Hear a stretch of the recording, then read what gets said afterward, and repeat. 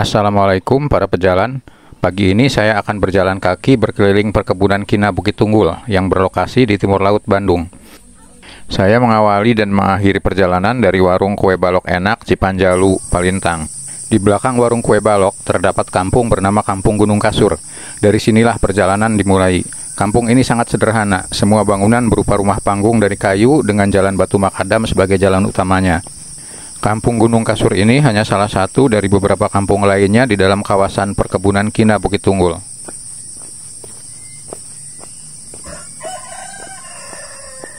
Jarak jalan kakinya sendiri sebenarnya tidak terlalu jauh, hanya sekitar 7-8 km. Itu pun di trek log Strava hanya tercatat 4,7 km saja karena 1 km awal saya lupa mengaktifkan Stravanya. Dan ketika memasuki kawasan pabrik Kina yang berbelok-belok, Stravanya error hanya merekam sebagai garis lurus saja, sehingga ada sekitar 2 km yang tidak tercatat. Garis hijau pada gambar adalah jalur yang saya lupa menghidupkan Strava, sedangkan garis kuning adalah di mana Strava error. Karena jaraknya yang tidak lebih dari 8 km, jalur ini masih recommended untuk pemula. Tapi tentu saja harus membawa pendamping, karena jalannya off-road, ada tanjakan, becek, dan juga banyak cabang di dalamnya.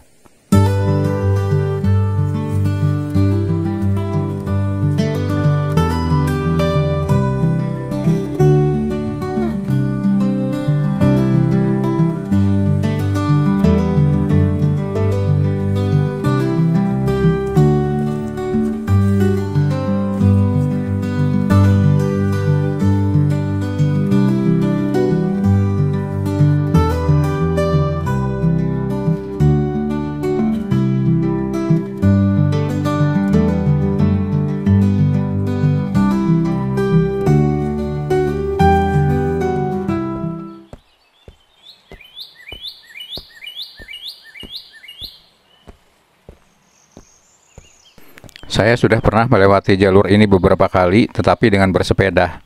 Dan yang terakhir itu tahun 2020 ketika COVID. Dan saat itu jalurnya belum rusak seperti sekarang. Kalau sekarang jangankan bersepeda, jalan kaki saja susah.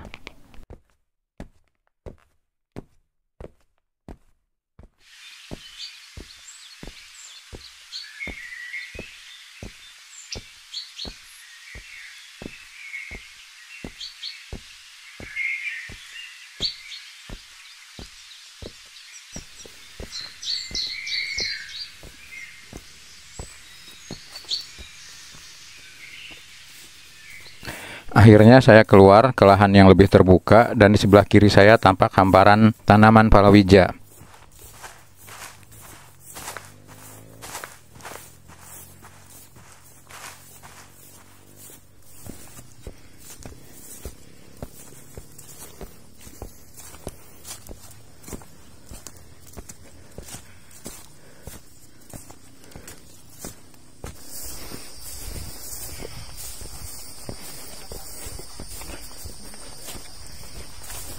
Di sebelah kiri saya terlihat Gunung Palasari dengan ketinggian 1852 meter dari permukaan laut. Jika biasanya dari kota Bandung Gunung Palasari terlihat puncaknya meruncing, kalau dari sini puncaknya malah terlihat membulat. Tempat saya berdiri ini ketinggiannya sekitar 1500 meter dari permukaan laut. Artinya dengan puncak Palasari perbedaan ketinggiannya hanya sekitar 300-an meter saja.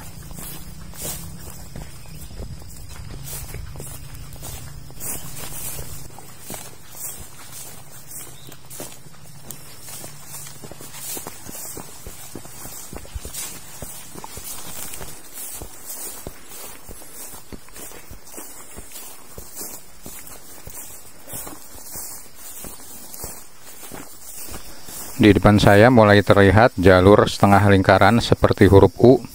Dulu di kalangan goeser, jalur ini disebut sebagai jalur circle crop, dan pemandangan dari depan sana sangat luar biasa, bagaikan hidden gems.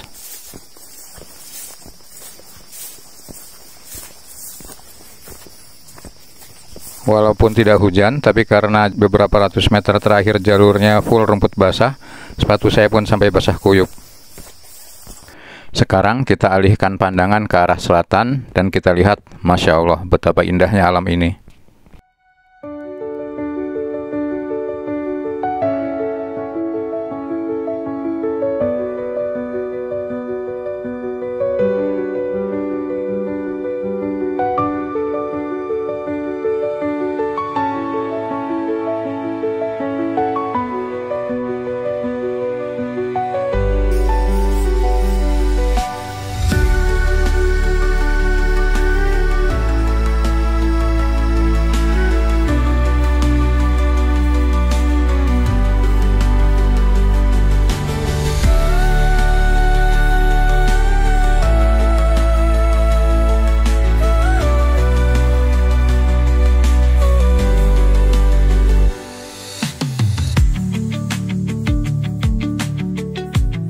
Walaupun lahan di kawasan ini banyak ditanami palawija, tetapi sepertinya kepemilikan tanahnya sendiri masih dipegang oleh perkebunan kina. Dari informasi yang pernah saya baca, pesanan kina memang saat ini sedang menurun drastis. Sehingga wajar jika para pegawainya nyambi menjadi petani sambil menunggu pesanan kina datang.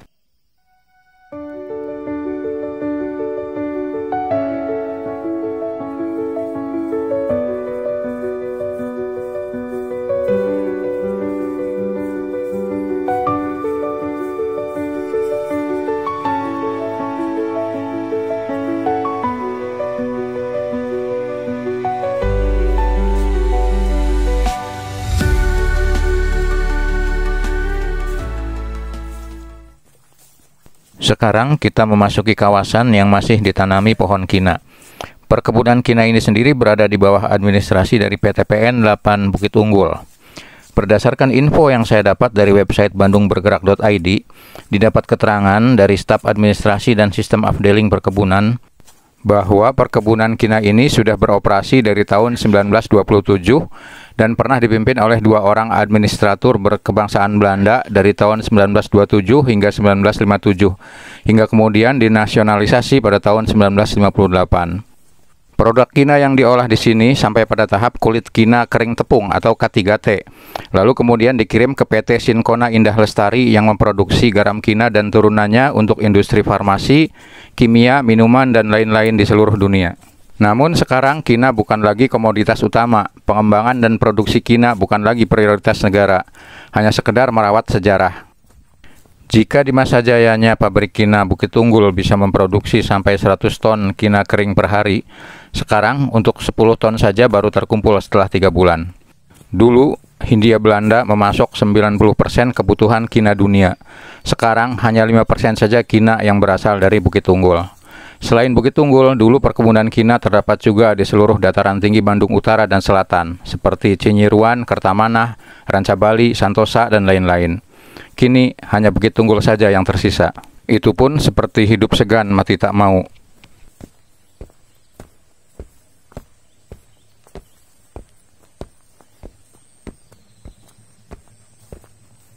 Sekarang saya sampai di pabrik kina atau jantungnya PTPN 8 Bukit Unggul.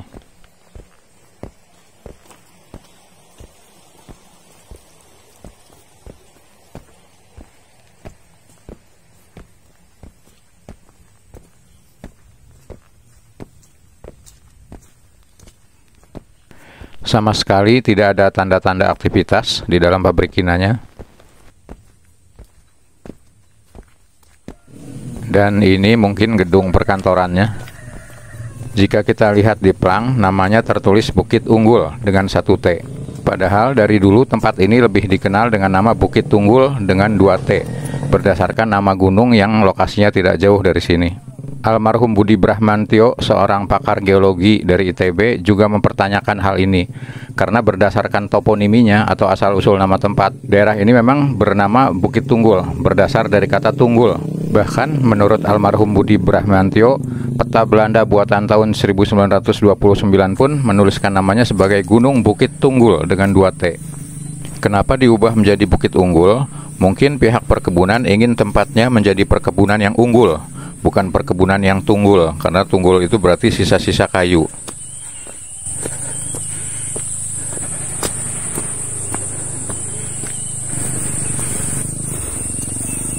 Baru saja jika kita besarkan volume atau kita mendengar dengan earphone, terdengar suara rentetan tembakan.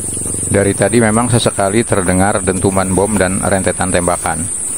Berdasarkan keterangan dari personil TNI Angkatan Darat yang tadi saya temui di warung kue balok, hari ini memang ada latihan militer yang dilakukan oleh Batalion Zeni Tempur 9 Kostrad Ujung Berung.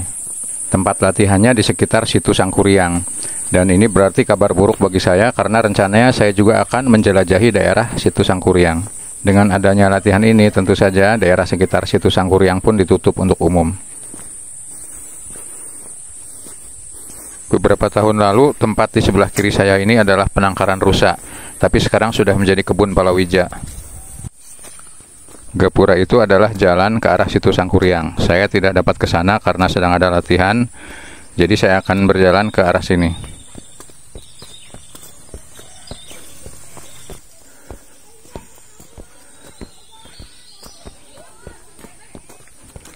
Cabang jalan yang ke kiri itu menuju ke Kampung Panglipuran atau Kampung Pangli yang terletak di perbatasan dengan hutan. Kampung Pangli adalah base camp menuju ke Gunung Pangparang, Gunung Sanggara, dan juga ke Danau Urugan, Lembah Tengkorak. Sedangkan saya menuju ke cabang jalan yang ke arah kanan, yaitu ke Kampung Galian. Punten Ibu, badhe ngiring langkung. Kampung naon Ibu? Kampung Galian. Kampung Galian. Oh. Nah, Bapak iya we tusugan we jalan diperbaiki. Ketika saya bilang permisi numpang lewat, ibu ini malah menyampaikan keinginannya ke saya supaya jalan di sini diperbaiki. Mudah-mudahan ada penonton channel saya yang menyampaikan hal ini ke pihak-pihak yang terkait. Berbeda dengan Kampung Gunung Kasur, Kampung Galian ini walaupun juga bangunannya sederhana, namun tampil lebih estetis karena digambari warna-warni dengan artistik. Entah siapa yang melakukannya, saya tadi lupa bertanya.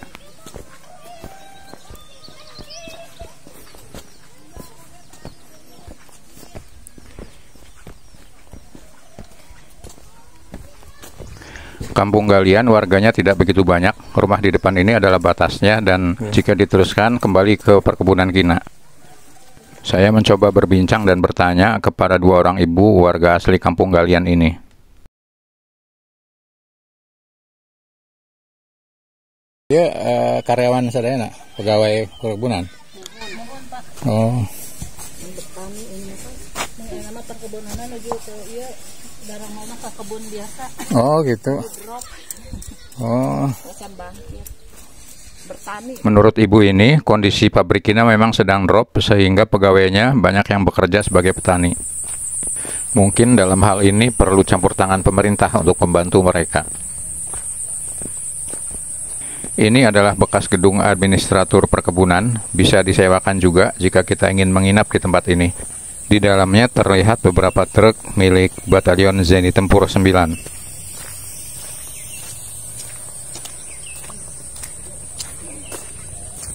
Dan di sebelah kiri juga terlihat beberapa bapak TNI sedang beristirahat di warung. Pak, mari Pak.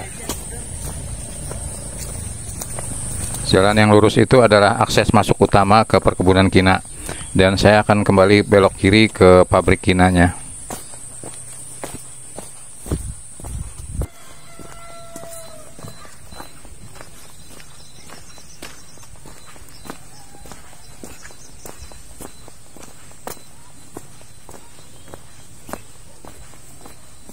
Suasana di sini sangat sepi, cocok untuk para introvert.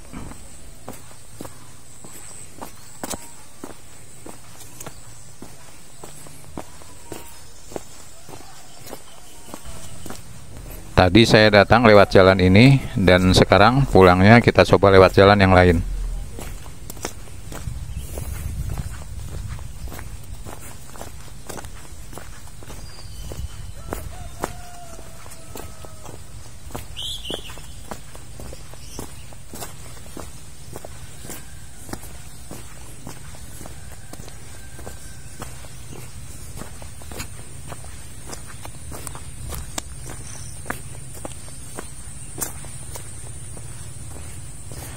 Sepi sekali, tidak ada seorang pun yang bisa diajak berbincang di pabrik kina.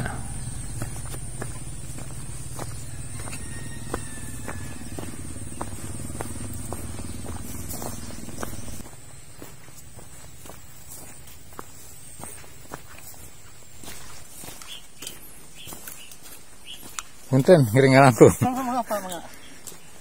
Aduh, itu longsor, Pak. Mohon, Pak.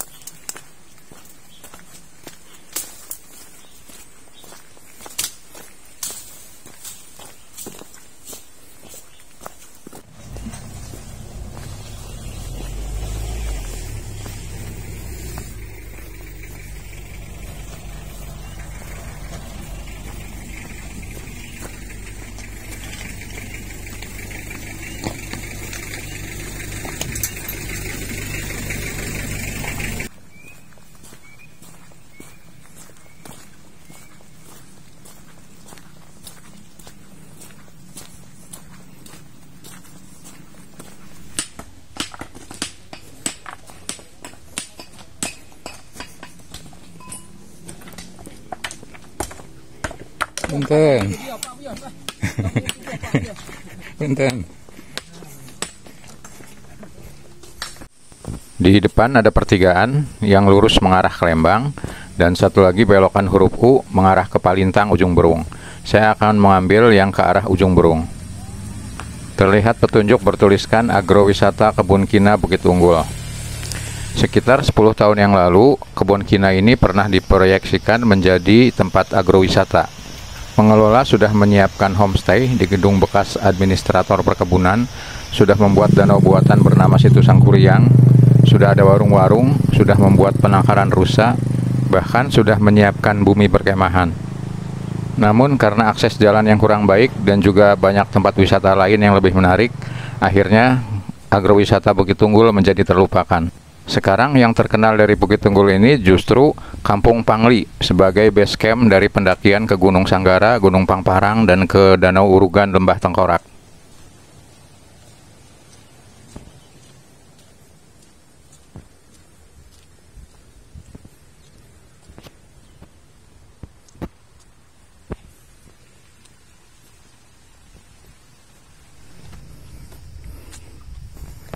Pihak PTPN 8 sepertinya sudah mulai bekerja sama dengan pihak lain untuk memanfaatkan HGU atau hak guna usaha lahan di perkebunan ini.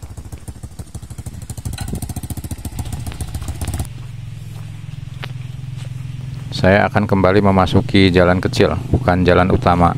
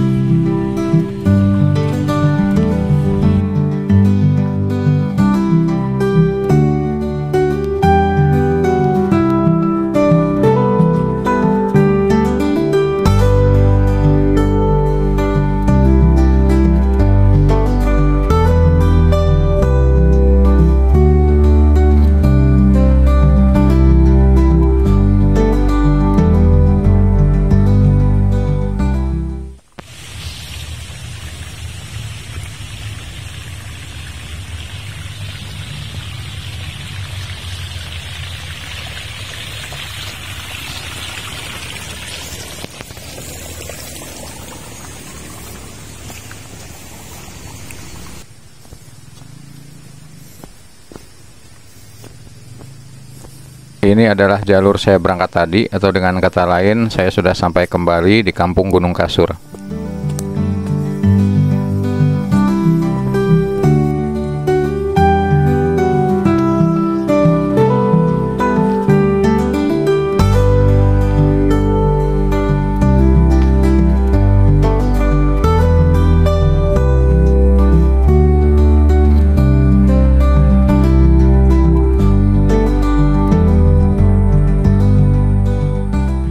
Saya sudah sampai kembali di warung kue balok enak, di mana motor Supra jadul saya terparkir.